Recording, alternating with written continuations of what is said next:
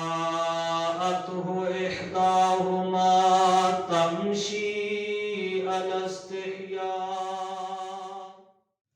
اللہ تبارک و تعالی احکم الحاکمین رب العالمین کی حمد و ثنا کے بعد بے شمار درود و سلام امام الانبیاء، امام المرسلین، امام المجاہدین، رؤوف الرحیم، رحمت للعالمین، خاتم النبیین جناب محمد الرسول اللہ صلی اللہ علیہ وآلہ وسلم کی ذات گرامی پر ہوں. دین اسلام اپنے ماننے والوں کو حیا کا درس دیتا ہے، اور یہ بات یاد رکھیں، کوئی بھی معاشرہ اور کوئی بھی فرد اس وقت اللہ رب العالمین کو پسند آئے گا جب اس کے اندر حیا ہوگی. جس معاشرے میں اور جن افراد میں حیا نہیں ہوگی، اللہ رب العالمین ایسے معاشرے اور افراد کو پسند نہیں کرتا.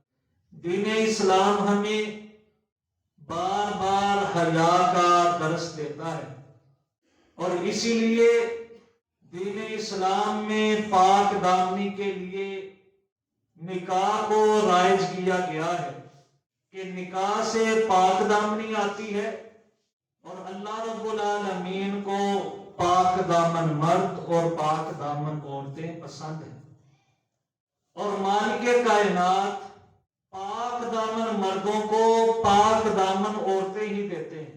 فرمایا وَالطَّيِّبُونَ لِلطَّيِّبَاتِ کہ پاک دامن مرد جو ہیں وہ پاک دامن عورتوں کے لیے ہیں. اسی طرح دین اسلام مردوں کو بھی اور عورتوں کو بھی نگاہیں نیچی رکھنے کا حکم دیتا ہے کہ مرد بھی نگاہیں نیچی رکھیں اور عورتیں بھی اپنی نگاہیں نیچی رکھیں. اور اسی طرح عورتوں کے لیے غیر محرم سے اس انداز میں گفتگو کرنے سے منع کیا گیا ہے کہ عورت گفتگو کرے اور آدمی اس کو سن کر عورت کی طرف مائل ہو جائے. فرمایا عورت جو ہے اس انداز سے گفتگو نہ کرے.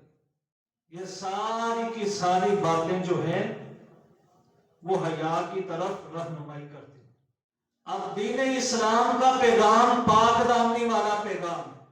فرمایا مروا اولادکم بالصلاۃ اپنی اولادوں کو نماز کا حکم دو جب وہ 7 سال کی ہو جائے، اور جب 10 سال کی ہو جائیں فرمایا پھر کیا کرنا ہے، ان کو مارنا بھی پڑے تو مارو، اور ان کے بستر جو ہیں وہ علیحدہ علیحدہ کر دو.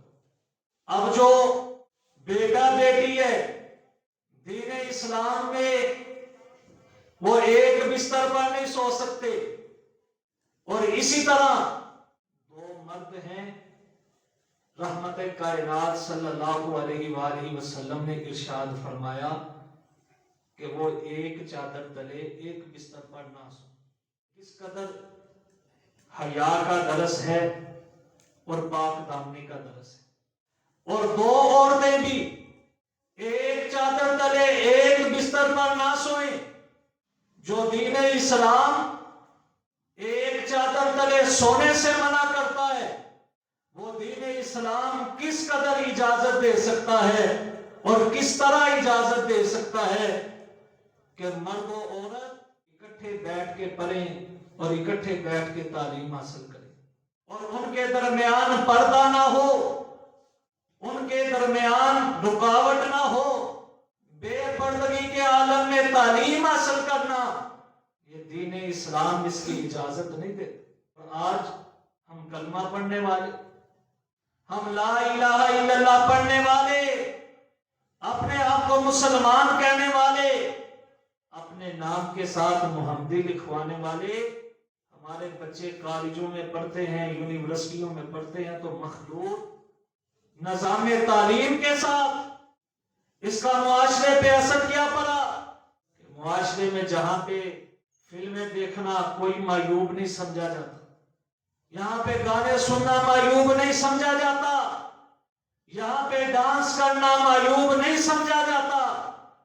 وہاں پہ اس قدر آوارگی ہو گئی کہ ہماری بچیاں، ہماری بیٹیاں وہ غیر محرم کے ساتھ تصویریں بنانے میں بھی کوئی حرج محسوس نہیں کرتی، وہ ان کے ساتھ بیٹھ کر باتیں کرنے میں کوئی حرج محسوس نہیں کرتی، وہ ان کے ساتھ ایک کلاس روم میں بیٹھ کر تعلیم حاصل کرنے میں کوئی شرم محسوس نہیں کرتی۔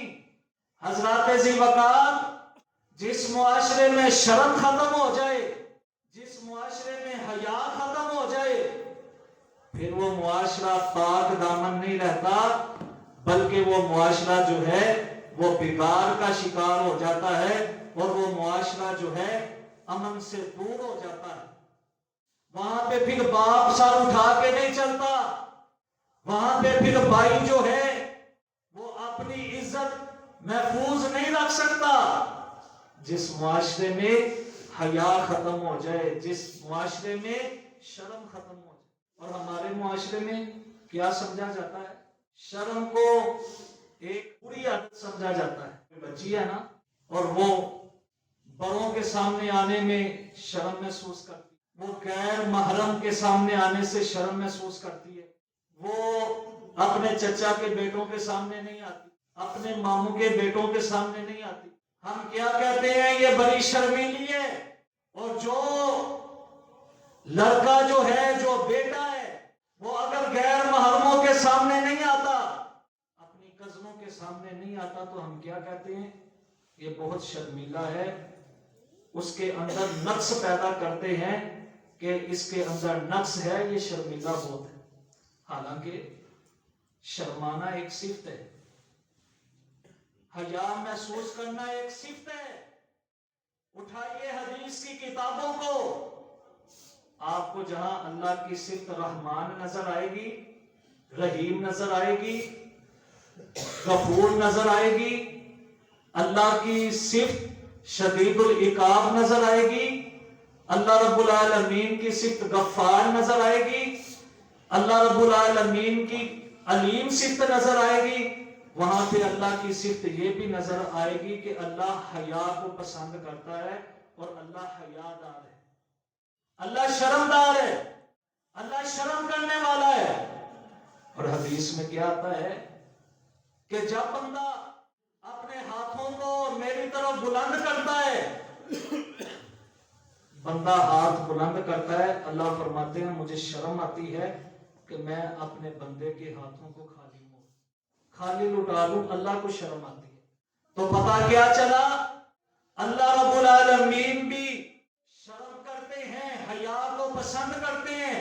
فرمایا مجھے شرم آتی ہے کہ میں بندوں کے ہاتھوں کو خالی لٹا دوں۔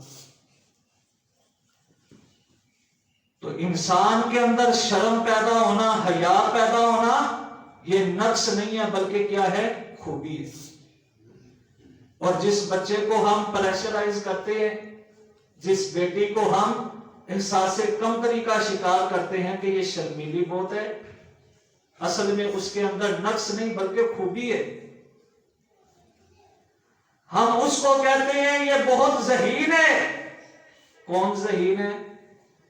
کہ جو ہر ایک کے سامنے کھلے انداز سے گفتگو کرے، کہتے ہیں اس کے اندر ٹیلنٹ ہے، اس کے اندر اعتماد ہے، اس کے اندر بھروسہ ہے، یہ باہر جاتی ہے اور گفتگو کر لیتی ہے، باہر جاتی ہے ہر ایک کے ساتھ بات کر لیتی ہے۔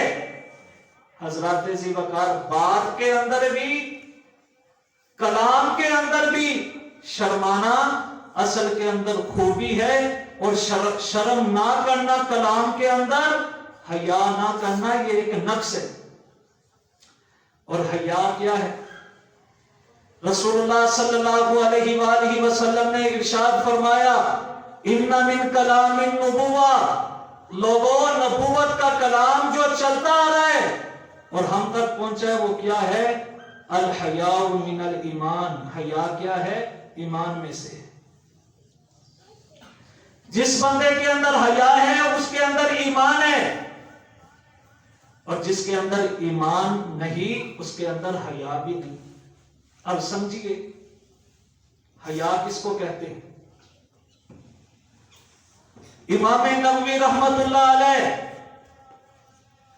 اہل علم کا، اہل لغت کا قول بیان کرتے ہیں، فرماتے ہیں حیا جو ہے یہ حیات میں سے ہے، حیا حیات میں سے ہے، اور حیات کس کو کہتے ہیں؟ زندگی میں سے، زندگی کو حیات کہتے ہیں۔ اب ایک بندہ مر جائے اس کے اندر جان نہیں ہے، اس کے پیٹ سے کپڑا اترا ہو، اس کی پنڈلیوں سے کپڑا اترا ہو، اس کے پورے جسم سے کپڑا اتر جائے، اس کو کوئی پتہ چلتا نہیں۔ اور ایک طرف زندہ آدمی ہے، اس کے پیٹ سے کپڑا اترتا ہے، وہ فوراً اپنے کپڑے کو ٹھیک کر لیتا ہے، اس کی ٹانگوں سے کپڑا اترتا ہے فوراً ٹھیک کر لیتا ہے، اس کی شرمگاہ سے کپڑا اترتا ہے فوراً ٹھیک کر لیتا ہے۔ مردہ اور زندہ کے درمیان فرق کرنے والی جو چیز ہے وہ کیا ہے؟ حیا۔ جن کے ضمیر مردہ ہو چکے ہیں وہ چاہے جون سا مرضی لباس پہن لیں ان کو شرم نہیں آتی، اور جن کے ضمیر زندہ ہیں وہ بالکل بھی برداشت نہیں کرتے کہ ان کا سطر جو ہے وہ کسی طرح سے نظر آئے۔ اور شریعت نے کیا ارشاد فرمایا ہے؟ وَلِبَاسُ التَّقْوَى خَيْرٌ، لوگوں تقوی کا لباس جو ہے وہ بہتر ہے، تقوی کا لباس۔ اب ایک بندہ لباس پہنتا ہے، لباس تو اس نے بھی پہنا ہے، لیکن لباس باریک ہے، لباس تنگ ہے، اس کے ساتھ اس کا سطر نظر آتا ہے، یہ لباس بہتر نہیں۔ مالک کائنات نے فرمایا وَلِبَاسُ التَّقْوَى خَيْرٌ، پرہیزگاری کا لباس جو ہے وہ بہتر ہے، جس کے ساتھ انسان کے سطر جو ہیں وہ چھپ جاتے ہیں، اور جس کے ساتھ انسان کے سطر نہ چھپے وہ لباس نہیں ہے۔ اور حضرات پہلی بات سمجھیں کہ حیا کس کو کہتے ہیں؟ زندگی کو، زندہ رہنے کو حیا کہتے ہیں۔ جو بندہ زندہ ہے اسی کے اندر حیا ہے، اور جس کے اندر حیا ہے اس کے اندر ایمان ہے۔ ایمان اور حیا کو ایک جھونپڑی کی مثال دے کر بیان کیا ہے کہ حیا باقی رہے گی تو ایمان باقی رہے گا، دونوں کے اندر فرق کوئی نہیں ہے۔ اگر آپ کسی بندے کے اندر ایمان دیکھتے ہیں تو یہ بات لازمی ہے کہ اس کے اندر حیا ہے، اور اگر آپ کسی کے اندر حیا دیکھتے ہیں، شرم محسوس کرتے ہیں، وہ بات کرنے سے بھی شرماتا ہے، وہ ذو معنی گفتگو کرنے سے بھی شرماتا ہے، تو سمجھ لیں ایسا بندہ مومن ہے۔ جو کسی کی عزت رکھتا ہے وہ بندہ حیادار ہے، اور حیادار کون ہوتا ہے؟ جو مومن ہوتا ہے۔ جو مومن نہیں وہ کسی کی حیا رکھتا نہیں۔ حضرات رسول اللہ صلی اللہ علیہ وآلہ وسلم کا ایک اور ارشاد سنیے گا۔ آپ نے ارشاد فرمایا اذا لم تستحی فاصنع ما شئت، اور لوگوں جب بندے کے اندر حیا ختم ہو جائے پھر بندہ جو مرضی کرے، پھر کوئی چیز اس کو روکنے والی نہیں ہوتی۔